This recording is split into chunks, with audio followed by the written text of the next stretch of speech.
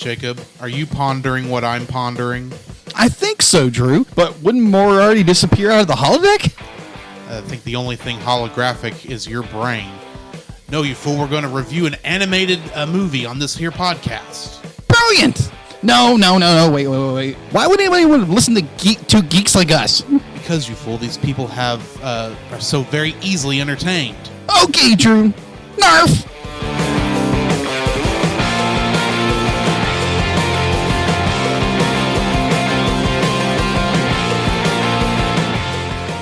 Hello and welcome to another episode of The Cellcast. Shorts. Joining me today is a man who's going to kill the WABBIT, kill the WABBIT, kill the WABBIT. Jacob. Why, thank you. And like you introduce our co-host, a man who somehow has a magic helmet. Welcome, Drew. How are you doing today, Jacob? Man, I'm doing good with how Corona is going on and all that jazz. It feels like it's pretty good. So, like Jacob just said, with the current events in the coronavirus making it to where we may not be able to record an episode, but we still want to get some episodes out to you. So we're recording a bunch of episodes today based on the classic Looney Tunes shorts. Yes. Merry Melodies. And Merry Melodies. So today's episode is on the short, What's Opera Doc? If you couldn't tell that from the beginning of this episode... I'm just going to go ahead. What this one is basically about is Bugs Bunny and Elmer Fudd are putting on an opera that is still basically them. Still basically Elmer Fudd hunting Bugs Bunny and Bugs Bunny outsmarting him for the most part. So this one was directed once again by Chuck Jones. And the cast there's actually two people. Mel Blanc voices Bugs Bunny, and he is credited. Yeah. Whereas Arthur Q. Bryan voices Elmer Fudd. And he is uncredited throughout the entire thing, despite the fact he's the second voice actor. Huh. That's weird. And of course, this is probably one of the most expensive Looney Tunes shorts ever made. It is one of the three... Looney Tunes shorts that is in the National Film Registry, with Duck 'Em Up and One Froggy Evening being the other two, which you should also be hearing along with this one at some point. That's why I started with these, actually. Mm-hmm. But this is that's basically what this is about. Fumbled over that, didn't I? Anyway, so if you need a spoiler warning for Looney Tunes, here it is. The following is a spoiler-filled review for the Looney Tunes short, What's Opera Doc? Listener discretion is advised. So, I'll admit, when I was a child and I would have first seen this, I would not have gotten all the opera tropes. I'm not even sure I get all the opera tropes now, because I've never actually watched a full-on opera, but I have seen enough stage plays and musicals to... be close enough, probably.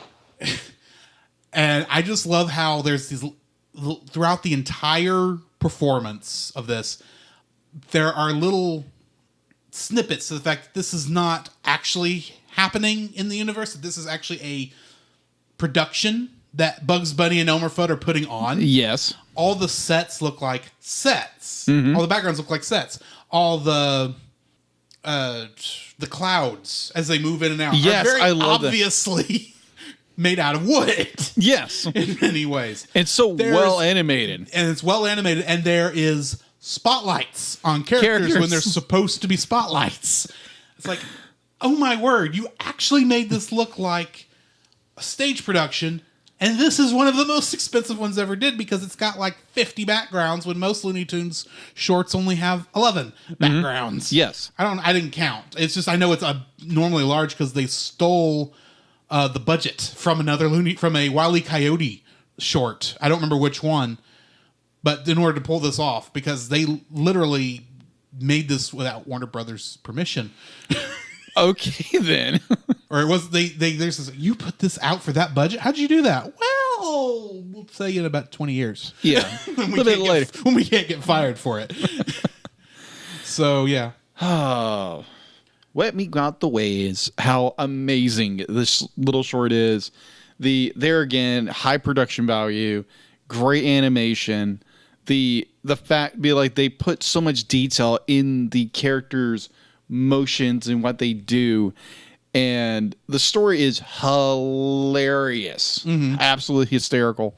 And either way, I love it. I was laughing. It was funny hearing you laugh so hysterically over this. I was laughing. We were both laughing. It was just fun beyond belief watching this little short. One of the things you pointed out while we were watching, I wanted to go ahead and bring up, is the fact that the animation on these characters are so detailed. Oh, yeah. That you even see at one point, Bugs Bunny has to take a breath between two parts of a song, and you actually see his chest inflate. Yeah, that was incredible. Like, that was, that's oh my God. That's not something you see, especially even at this time, even on a short feature for a theater.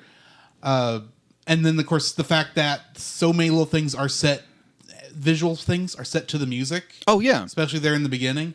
And plus, this one being such a bombastic episode. It's like, absolutely. It's like, it's essentially the Elmer Fudd Bugs Bunny relationship dramatized to the nth degree. Yeah.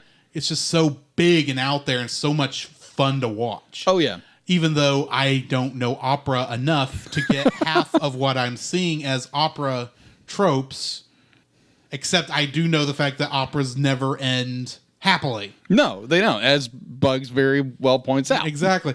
And what's weird about this one is we watch a lot of stuff. Yes. We're used to being immersed in the world.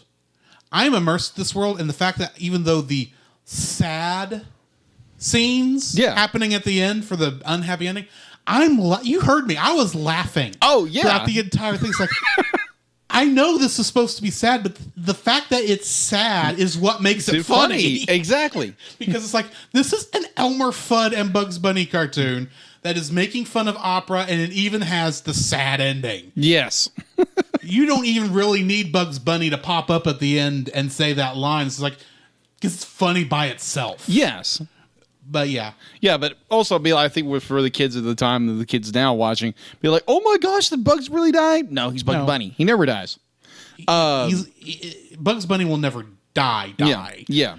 But the one thing that I'd be like, there again, like, kill the rabbit. I remember saying that all the time when I was a kid. Kill the wabbit, kill the wabbit. I mean, I remember that. I remember, like, Bugs Bunny being in drag. Yes. Which is a very common thing for Bugs Bunny back in the day.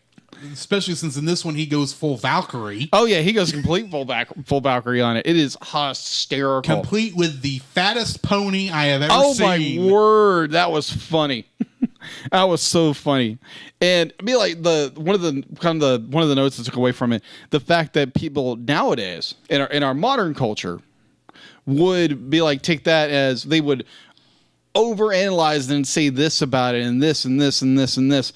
Well, I would say it's a gag. Yeah, it's a comedy. You've got to take it in context. Yes. I really don't think any of the times that Bugs Bunny does the drag routine, because he does it like a bunch of times. I don't remember how many. It's never meant as a political statement. Yeah. It is, I need to be in disguise, and what's the goofiest disguise I can do that still Elmer Fudd or Yosemite Sam will not get? Yes. It won't see through. Yes. It's just meant to be a gag. It's meant to be funny. It's not meant to be a political statement, so don't make it into one. Yeah. Just have fun with it. It's fun. Yes. Take it for what it is, not what your modern mind is wanting to make it. Yeah.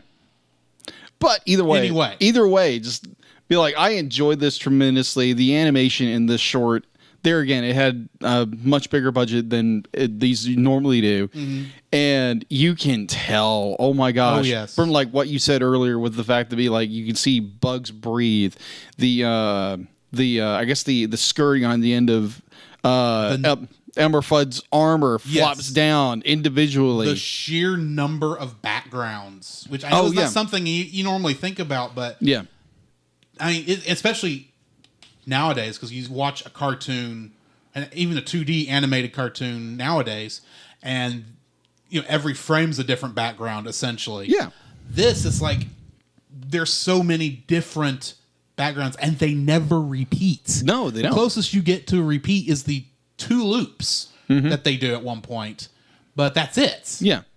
But yeah, I think that's going to bring us to the end of this review. I think so. So, what's rating are you giving this one? Oh, good night.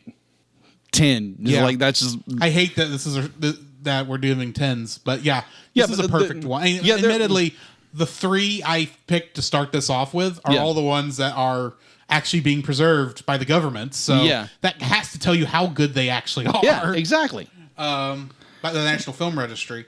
Yeah. So very good. Top 10. Yeah. Like we've said before, be like high animation budget. Just everything about this is epic. Like me and Drew are busting our gut every couple of seconds. Like, it's how well either animation's or story, and it's just fun. I bet you this is one you could go through frame by frame and catch so many little details you can't catch at full or regular speed. Yeah.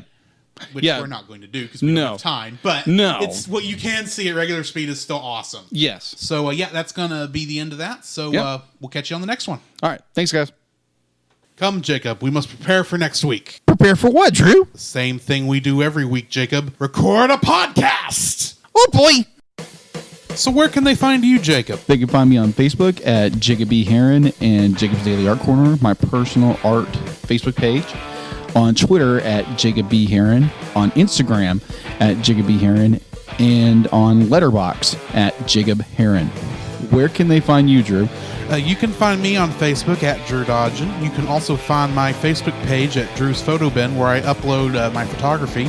You can also follow me on Letterboxd at GGeorge759 and Twitter at GGeorge759. Where can they find us, Jacob? You can also visit our website, thecellcast.podbean.com, where you will find every episode we released and links to listen to it on Apple Podcasts, Google Play, and Stitcher.